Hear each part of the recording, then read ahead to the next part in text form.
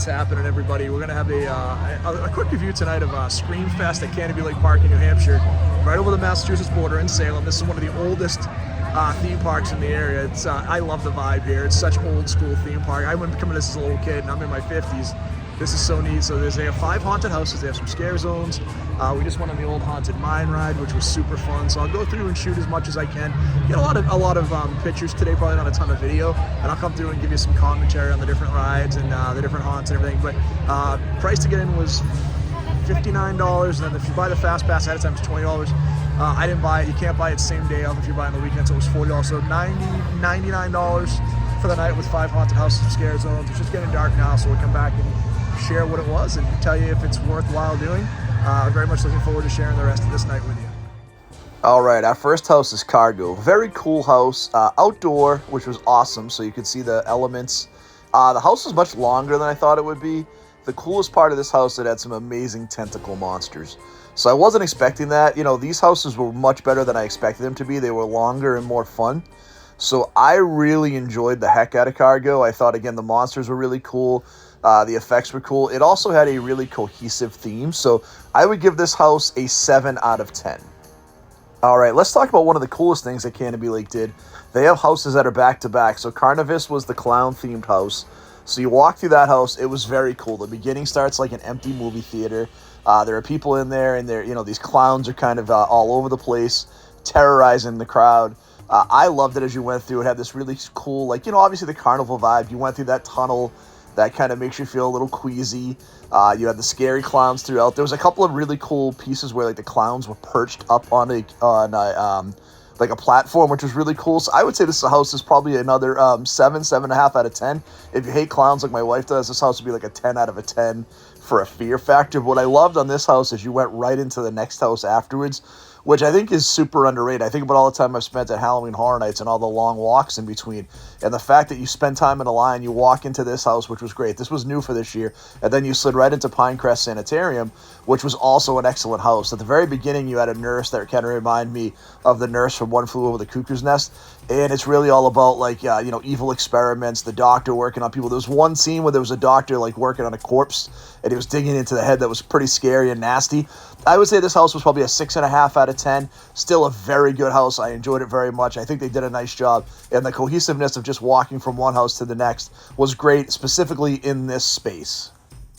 So now we have our next 2 houses together. Breach. Breach was pretty cool. Think of The Walking Dead meets The Last of Us. Again, way better production value than they had any right to be. They had a helicopter in the middle, a crashed helicopter, a real one, in the middle of this haunted house in this small theme park in Salem. Really cool, really fun. I would give this one a 7.5. It was one of my favorites of the night. As we slid into the faculty house, my only issue here was there wasn't a ton of space between these 2 houses, and they actually felt like they kind of blended in together, which is good and bad. I like the cohesiveness. I like the thought process. I wish there was a little more separation between Breach and Faculty, because I think Faculty, while very good, felt like it was a continuation of one house. It almost felt like one house. But Faculty 235 is more around a failed nuclear reactor. The team trying to put it together. There's a couple of really cool pieces. There's one where you come to this transparent wall, and there's an actor on the other side, and it's super bright. This one uses a lot of light in the space, which I thought was excellent. I would give this a 7 out of 10. I thought all of the houses were very solid tonight.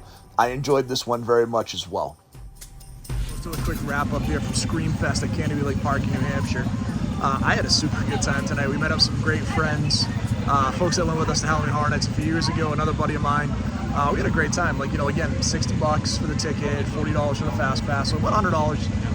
This park is amazing. If you haven't been here before, please come check it out. The park, I think, was built in 1902, and it carries a lot of that old charm that I had from back in the day. We went on the old wooden roller coaster. We went on the sky drop ride. Which are very much old school. It's kind of got a vibe of a really good fair. And I gotta give these guys a lot of credit, right? So we went on the 5 haunted houses, way better than they had any right to be, guys. For a small local attraction like this, there was some amazing props. I'll go back in. You probably saw in the review here. I'll talk a little bit about the different rides. But man, the level of props, the level of effort and thought that went into these were great.